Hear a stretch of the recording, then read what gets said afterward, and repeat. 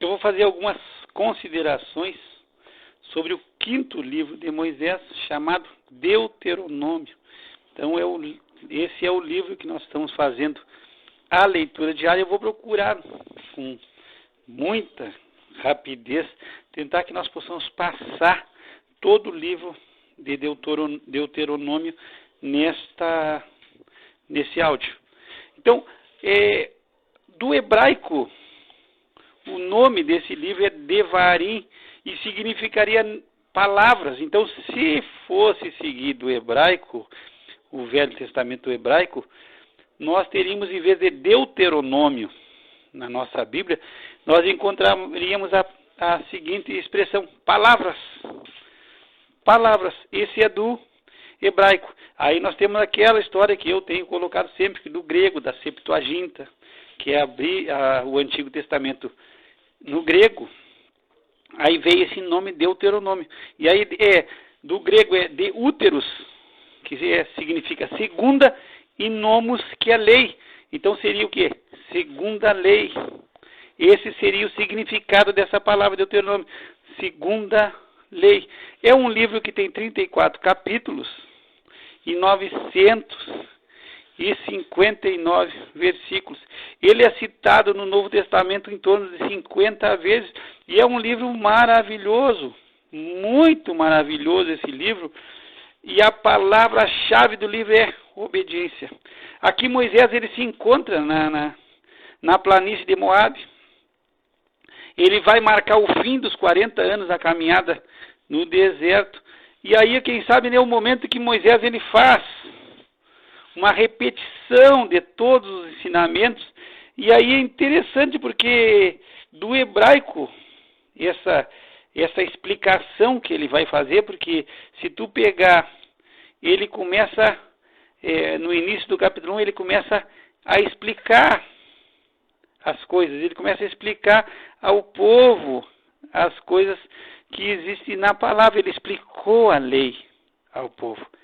Ele começa a declarar e explicar o povo a lei, e aí do hebraico é be'er a palavra, quando ele está a explicar ou declarar, é be'er, e aí é tornar absolutamente claro e direito. Então o que Moisés está fazendo aqui é como se ele estivesse fazendo uma repetição, uma síntese de tudo que ele ensinou ao povo de Israel, de uma maneira que eles pudessem entender o mais claro e nítido possível. Então esse é o objetivo que nós vamos ver no capítulo 1. Então o livro ele vai em si se dividir em duas partes. Do capítulo 1 ao 11 vai ser um olhar para trás, porque aí Moisés vai começar a lembrar tudo o que aconteceu, todas as jornadas, todos por onde eles andaram, as coisas que aconteceram no deserto, as rebeldias, a manifestação de Deus, o chamado de Deus à obediência. Então, do 1 ao 11 nós vamos o quê? Um olhar para trás. E no capítulo 12 ao 34 vai ser um olhar para frente. Ele vai olhar para frente. No primeira parte, nós vamos ter um primeiro discurso, que vai do capítulo 1 ao capítulo 4, no versículo 43, e um segundo discurso que vai iniciar no capítulo 4, versículo 44. Então são discursos, e ele vai explicando a lei, vai mostrando, e ele confronta. Isso que é interessante. Ele não passa a mão por cima do povo. Ele conclama com muito amor o povo à obediência, mas Moisés ele não é bobo, ele só, vocês são rebeldes. E nós vamos ver aqui, eu vou pegar depois, tu vai ver que esse é algo que existe no coração do homem, a rebeldia, a obstinação e a rebeldia. E uma coisa que tu vai ver em toda a Bíblia ensina isso, e a gente vê na natureza humana, é que o homem, ele tem a tendência a não querer prestar conta para ninguém. Ele não quer ter um Deus, ele não quer ter um rei, ele não quer ter um Deus que é criador e um agente moral e que cobra e que vai chamar todos a juízo. Não, o homem não quer, ele quer Deus de fora porque ele não quer prestar conta para ninguém.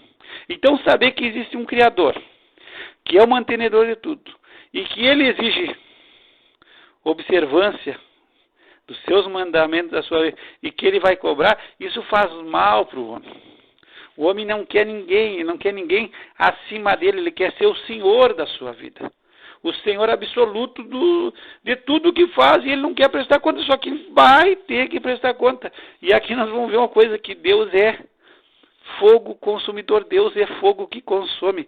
Então muitas vezes a gente tem, o pessoal se revolta e fala contra Deus, e faz e acontece pensando que Deus é só, não, Deus é amor, Deus é tranquilo. Não, Deus é amor, mas Deus é fogo e consome, e é terrível coisa cair na mão de Deus. Então era para ter medo, para temer a Deus, para se assustar com Deus, porque Deus não é brinquedo. Deus, ele quando vem, ele se ira. Se tu pegar no livro de Salmos, o salmista diz que Deus se ira com o ímpio todos os dias. Então nós temos um Deus que se ira. E ele é o Todo-Poderoso, ninguém é maior que ele. Então quando ele se ira com alguém, esse alguém está em maus lençóis. E diz que com o ímpio, com aquele que não tem temor de Deus, aquele que não ama o Senhor Jesus Cristo, o Senhor se ira todos os dias. Então nós vamos fazer aqui uma rápida passagem. No capítulo 1 ele começa a explicar, tornar claro e tornar absolutamente claro os ensinamentos. No 2 ele vai colocando uma situação que os edomitas, que eram descendentes de Esaú, o irmão de Jacó, e os moabitas e amonitas, que eram descendentes de Ló, não deveriam ser conquistados as suas terras pelo povo de Israel, deveriam ter preservado as suas terras. No capítulo 3, ele repete sobre a destruição dos reis amorreus, a Og, rei de Bazã, e a Sion, rei dos amorreus. No capítulo 3, aí no versículo 23, Moisés ele roga a Deus para entrar na terra de Canaã, porque ele está na beira ali, ele está na porta de entrada e ele quer ver e quer entrar nessa boa terra. E Deus nega o seu pedido e ainda Deus diz, olha, não vamos mais conversar sobre esse assunto.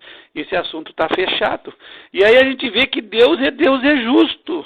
E Deus sempre vai lembrar Moisés o que ele fez lá em Meribá, nas águas de Meribá, quando teve o povo, ele se exalta e ele bate na rocha 2 vezes quando era para ele falar na rocha. Então Deus não levou ele por compadre, e Deus não vai te levar por compadre, e Deus não vai me levar por compadre, que não, passar a mão por cima. O que tem que passar por cima da minha vida, dos meus pecados, é o sangue do Cordeiro, é o sangue do nosso amado Senhor Jesus Cristo. Agora, se eu não vou e não corro para o sangue, eu estou perdido. Deus não vai passar a mão por cima e eu não vou conseguir sair com as minhas. No capítulo 4, nós vamos ver o que? A obediência e não se acrescentar nada nem diminuir na palavra. E aí esse é um perigo, porque as pessoas têm um mau costume de acrescentar coisa que Deus não disse. A gente ouve muita coisa, as pessoas colocando coisas que Deus nunca falou, que Deus nunca determinou. E as pessoas falam como se Deus tivesse falado. E se coloca coisas que Deus não colocou. Os judeus, eles fizeram isso e Jesus confrontou os religiosos. Porque eles começaram a ensinar coisas da tradição e tornaram isso mais forte do que a palavra de Deus. Não, seguiam a tradição. Coisas que eram mandamentos de homens. E hoje também nós vamos ver muita coisa que não está na Bíblia, que as pessoas colocam e são mandamentos de homens. E às vezes nós temos o quê? A diminuição. E nós não podemos acrescentar nem diminuir. Também, nessa situação aqui, no capítulo 4, Moisés está falando para ser guardado da idolatria. Por quê? Porque quando Deus fala ao povo, Deus não se manifesta em pessoa. Para evitar que o quê? Que se fizesse alguma imagem para se adorar. Então Deus não se manifestou. E aí era para quê? Para evitar que se fizesse a adoração a alguma imagem de escultura, de fundição, e que também Moisés recomenda que não deveria ser adorado o sol, a lua, ou as estrelas, ou qualquer coisa do exército do céu, porque muitas nações, eles estavam cultuando as coisas do céu.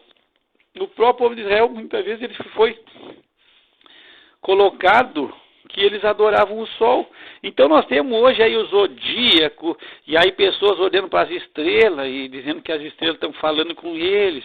Nós temos, acho que a astrologia, que aí fica estudando os astros, e aí nós temos horóscopo, e a Bíblia vai dando contra essa situação. Nós temos no capítulo 5 a repetição dos 10 mandamentos. No capítulo 6, nós começamos com amar a Deus. E como Deus deve ser amado? De todo o coração, de toda a alma, de toda a força. E também se fala no capítulo 6, no verso 7, sobre ensinar os filhos. E aí é interessante essa parte aqui, porque nós temos a responsabilidade de ensinar os nossos filhos. E aqui a Bíblia é clara, diz assim, como é quando tu vai ensinar os teus filhos? Tu vai colocar na cabeça deles, andando pelo caminho, quando tu estiver caminhando com eles, tu vai ensinar a palavra de Deus. Quando tu estiver te assentando, tu vai ensinar também. Quando tu estiver te deitando, tu vai ensinar. E quando tu estiver levantando, tu vai estar ensinando teus filhos. Então é sempre a gente estar passando ensinamentos da palavra de Deus e colocando na cabeça deles. Pelo nosso exemplo e pelo também explicando e falando da palavra de Deus. No capítulo 6, no verso 11, nós temos também o perigo da prosperidade. Quando nós estamos passando uma situação de miudinha, de problema que nós temos na miúda, tá? Pouca coisa, a gente ora, busca a Deus. Se tem problema de enfermidade, a gente começa a buscar a Deus, orar, jejuar e clamar. Mas muitas vezes quando a gente está tudo dando certo e a prosperidade vem, a gente muitas vezes começa a ficar mascarado para as coisas de Deus. Aí já não se ora tanto, aí não se vai tanto na casa de Deus, já não se busca tanto. E a gente, muitas vezes, o nosso coração se deixa enganar pela riqueza e a prosperidade. Então, a prosperidade é o maior perigo que nós podemos passar na nossa vida. A prosperidade é pior do que passar necessidade. Por quê? Porque a prosperidade, muitas vezes, começamos a achar que o nosso braço é que nos salvou e que nós conseguimos tudo pela nossa própria condição. E aí Deus, olha, vocês vão chegar na terra na Canaã, vão pegar tudo pronto, casa cheia, já lavoura, plantação, arvoredo, coisa, e vocês têm que se cuidar, como se fartar, vocês não achar que são vocês que conseguiram alguma coisa. Tudo vem de Deus. Deus é o nosso mantenedor. Então, existe muito mais perigo na prosperidade do que na necessidade. No capítulo 7, Deus fala sobre santificação, porque não deveriam se misturar com os povos de Canaã. E o povo de Canaã ali era um povo complicado, porque ali havia de tudo. Era adoração a demônios, culto a demônios, se ofereciam filho queimado, prostituição, homossexualismo era normal, as coisas totalmente que desagradavam ao Senhor nosso Deus. Então Deus não queria que ele se misturasse com aqueles povos, mas que ele se mantivesse em santificação. No capítulo 8, Deus fala sobre a humilhação e Deus provou ao povo. E Deus provou não porque Deus não conhecesse, porque Deus desde o início Deus sabia que era povo obstinado, povo duro, mas para o povo saber quem ele era. Muitas vezes nós passamos determinadas situações na nossa vida, não é porque Deus quer nos conhecer, mas Deus quer nos mostrar quem nós realmente somos, porque nós, quando está tudo legal, nós achamos que nós somos as pessoas, mas quando Deus começa o fogo da provação, e aí nós começamos a ver quem nós realmente somos, e que nós somos pecadores por natureza. Então Deus, ele fala no capítulo 8 que ele humilhou para fazer o povo saber quem realmente esse povo era. No capítulo 9, Moisés lembra das murmurações, da infidelidade do povo, que tu vai ver, no deserto era só murmuração e queixa, a infidelidade do povo, e o povo é o quê? O povo é um povo obstinado. E aí nós estamos tratando com Deus, que é fogo que consome. Então, muitas vezes as pessoas aí no mundo acham que Deus, não, Deus é amor, Jesus veio aí, pobrezinho Jesus, fizeram tudo o que quiseram, julgaram Jesus, bateram em Jesus, só que existe uma segunda volta. E a segunda volta ele vem e vai matar todo mundo. Ele não vai ter ninguém por parceiro. Todos aqueles que não o receberam, que não o aceitaram e que não querem que ele reine sobre eles, vão receber o que merece, que é a morte. Então, Deus é fogo que consome, um Deus que se ira todos os dias contra o ímpio. Então, muitas vezes a gente teme, tanta coisa, Deus não tem, Deus parece um avôzinho, gente boa, está lá no céu, cheio de anjinho, passando, os anjinhos estão indo de nuvem em nuvem, Deus está lá, parece naquela complacência que tudo está legal. Não, Deus é um Deus que se ira todos os dias contra o ímpio. E Deus vai se vingar. E Deus vai se vingar porque o Senhor disse, minha é a vingança, eu vou dar a retribuição. Então tudo o que aconteceu até hoje, o que aconteceu com o povo de Deus, o que aconteceu com o servo de Deus e o que aconteceu com o nosso Senhor Jesus Cristo, Deus disse, vai ter a volta, vai ter uma retribuição, vai ter uma vingança e vai ser terrível. Nós vamos fazer um estudo sobre o livro de Apocalipse, tu vai ver, vai ser um terror que as pessoas vão morrer de medo, de pavor, do que vai acontecer e do que Deus vai permitir que aconteça nessa terra. Nós vamos estudar Apocalipse ainda, tu vai ver, e vai ser um terror total. Nós vamos ver também no versículo 24 desse capítulo 9, Moisés confronta, porque Moisés não passa a mão pelo povo, diz assim, vocês foram rebeldes contra o Senhor desde o dia que eu conheci vocês, quer dizer, vocês são rebeldes, vocês não reconhecem, mas vocês são rebeldes desde o início. Desde que eu conheci vocês, vocês são um povo rebelde e também um povo que dado ao orgulho. No capítulo 10 e 11, Moisés continua as exortações, conclamando o povo à obediência. E que Deus coloca diante do povo a bênção e a maldição. E essa bênção e maldição, o povo vai escolher. A obediência vai levar a bênção e a desobediência vai levar a maldição. E quando eles entrassem lá, em Canaã, teríamos 2 montes próximos a Jerusalém, 50 quilômetros de Jerusalém, seria o Monte Gerizim e o Monte Ebal. E aí metade do povo ficaria no Monte Ebal e outra metade em Gerizim, e ali seria proclamado as bênçãos e as maldições. As bênçãos pela obediência e as maldições pela desobediência. E as leis deveriam ser escritas em pedras caiadas quando eles entrassem em Canaã. No capítulo 12, se coloca um único lugar de culto. Então Deus ia escolher um lugar na terra de Canaã e ali, naquele lugar, seria levantado o tabernáculo da congregação e ali seria o lugar onde eles deveriam prestar o culto, como foi o templo em Jerusalém. Então se cultuaria a Deus ali. Quando Jesus, o nosso Senhor, ele vem, o verbo se fez carne, Jesus, ele disse, olha, Deus é Espírito e nós vamos adorar a Deus em Espírito e verdade. Não é nesse lugar, nem em Jerusalém. Quando ele está ali no capítulo 4 do Evangelho de João, e ele se encontra com a mulher samaritana e ela pergunta se era naquele monte que se deveria adorar, e segundo alguns diz que ela está no Monte Gerizim. E ela disse aqui, esse monte aqui, porque nossos pais estiveram aqui, Jacó, ela disse que Jacó é o pai do samaritano. E aí Jesus disse, olha, vai chegar a hora que não é nem aqui, nem no templo, é em qualquer lugar. E nós vivemos essa era da igreja, que nós adoramos a Deus na nossa casa, adoramos a Deus em tudo que fizemos, mas nunca nós vamos deixar o quê? A nossa congregação e de participar na casa do Senhor. No capítulo 13, fala sobre castigo dos falsos profetas e idólatras, a idolatria condenada. E nós vamos ver o quê? Que Deus, Ele mesmo permitia, para provar o povo, que se levantasse falso profeta para ver se o povo ia seguir ou se o povo ia obedecer. No capítulo 14 nós vamos ver a separação de animais imundos e limpos. No 15, é algo interessante aqui o Senhor cuidando para que a pobreza não se estendesse. Então, se alguém empobrecesse, viesse a ficar pobre, tiver que vender as suas coisas, ou pegar dinheiro emprestado, ou até se vender a si mesmo como escravo, chegaria no 7º ano,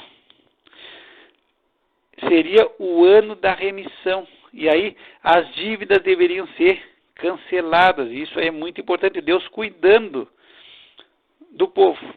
No capítulo 16, fala sobre aparecerem diante do Senhor 3 vezes ao ano, nas 3 festas principais. E aí nós temos a Páscoa, pegando com a festa dos pães ázimos, no primeiro mês, no dia 14, era a Páscoa, e no dia 15 tinha 7 dias da festa dos pães ázimos. Depois nós temos a festa das semanas, que era a festa da colheita, do início da colheita, das primícias da colheita, que mais tarde vai ser chamada do Pentecoste, e nós tínhamos no 7º mês a festa dos tabernáculos, quando 7 dias eles iam morar em tendas, feitas em barracas, feitas de árvores, de galho de árvores, por 7 dias. Isso aconteceria em Jerusalém, porque eles teriam que se apresentar em Jerusalém ou no lugar que Deus escolhesse para ali colocar o seu nome. Então 3 vezes eles teriam que se apresentar ao Senhor. Então isso aí nós nos encontramos no capítulo 16. Então nós temos essas 3 festas e todos os homens deveriam se apresentar. No capítulo 17 ele faz uma alusão sobre se fosse colocado um rei. E aí o rei teria que 3 coisas que o rei não poderia multiplicar. Ele não poderia multiplicar cavalos, para não confiar na força do cavalo. Não deveria multiplicar para si mulheres, e nem ouro nem prata. E ele deveria ter uma cópia da lei junto dele. E ele deveria ler essa lei todos os dias. Então, o cuidado do rei, para que o rei temesse a Deus. Ele teria que ter junto ao trono uma cópia da lei, dessa lei do Pentateuco, para que ele viesse a ler todos os dias e ele viesse a temer ao Senhor nosso Deus. No capítulo 18 nós temos aqui Deus condenando toda forma de ocultismo, e aí proibindo o povo, porque em Canaã se fazia toda forma de ocultismo. E aí ele fala sobre os adivinhadores, sobre os encantadores, os feiticeiros. Então aí nós vamos falar rapidinho. Adivinhadores, quem eram? Eram aqueles alguém que recebia poderes mágicos mediante encantamento. O feiticeiro é aquele que podia preparar porções com ervas para controlar pessoas. E o encantador, que literalmente é o que faz um nó, o encantador é o que faz um nó, ele sabia prender as pessoas usando dizeres mágicos e encantamentos. E tudo isso todas essas formas de ocultismo, até mesmo a consulta aos mortos, era proibida por Deus. Deus não aceitou e não deveria ser seguida essas formas de ocultismo, nem a consulta aos mortos. No capítulo 19, Moisés vai falar sobre as cidades de refúgio, quando alguém viesse a matar uma pessoa sem ter intenção, ele poderia se refugiar e ser guardado vingador de sangue nessas cidades. No capítulo 21 nós vamos ver uma recomendação sobre os filhos desobedientes, e aqui é interessante, porque se na família tivesse um filho obstinado, um filho beberrão, um filho que não aceitasse ser corrigido, ele ia levar na congregação esse filho, e esse filho ia ser condenado à morte, ele ia ser apedrejado. Diz, olha, esse filho é rebelde, ele não aceita correção, ele é beberrão, comilhão, não faz nada, ele é desobediente, e aí ele é apedrejado. Se nós fosse levar isso ao pé da letra hoje, quem sabe ia faltar pedra, porque o que acontece muitas vezes hoje, infelizmente, é que os filhos, muitas vezes, eles só falta bater nos pais, em alguns casos. Tomara que não seja na nossa casa, nunca aconteça isso aí. Mas muitas vezes nós vamos vendo aí, em casos que só falta os filhos bater nos pais. Se o pai fala uma coisa, a mãe fala uma coisa, o filho já faz uma cara, parece que vai matar o pai, matar o filho, a mãe. Então, se nós fosse levar isso aqui hoje, às vezes eu fico pensando que ia faltar pedra para matar filho rebelde, porque hoje, às vezes, os pais, eles têm que... Os pais, algumas vezes, parece que os pais é que têm que obedecer aos filhos, porque os filhos fazem o que querem e os pais têm que ficar bem quietinhos. Eu não estou me levantando contra ninguém, mas é que muitas vezes a gente fica vendo certas coisas meio estranhas. No capítulo 11, ainda também, no verso 6, Deus põe diante do povo bênção e maldição. E aí eles vão escolher. Por quê? Porque bênção... Perdão. Nós estamos no 22. No 21 e agora nós estamos indo para o 22. Me perdoa que eu peguei aqui na leitura, peguei errado. 22. É interessante no 22 é que o homem ele não poderia se vestir com roupa de mulher e a mulher não poderia se vestir com roupa de homem. A gente sabe que hoje nós vivemos uma outra situação em que muitas roupas que no passado eram consideradas roupas masculinas, hoje é unissex. O unissex pegou quase tudo. Mas mesmo assim existem ainda muitas coisas que são pertinentes ao homem e são coisas que são pertinentes somente à mulher. E aqui, no meu entendimento, o que ele está falando no meu entendimento, pode ser que tu compreenda diferente, é o homem não se colocar com roupa de mulher, no sentido de querendo ser parecer ou se fazer de mulher, e a mulher usar roupa de homens querendo se fazer passar por homem. Eu tenho que seja nesse sentido, porque nós vemos hoje um unissex, mas ainda existe muita coisa que é pertinente ao homem, tem muita roupa ainda que é só pertinente à mulher. E aqui você condena essa situação aqui. No 23 fala sobre pessoas que devem ser excluídas da Assembleia. No 24 nós temos lei sobre o matrimônio, e que os pais não deveriam morrer pelos filhos, nem os filhos pelo pai.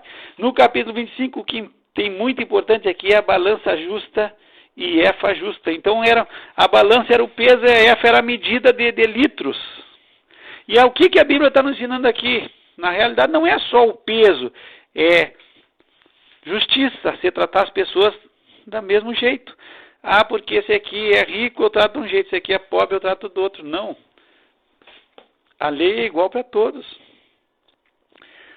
O que eu acho para mim é o que eu tenho que achar para os outros. Não, para os outros eu faço um peso, para mim é outro. E eu muitas vezes, eu já tenho anotado na minha Bíblia que a gente tem o costume, eu anotei isso aí, de uma pregação que eu vi, que nós julgamos os outros pelas suas ações.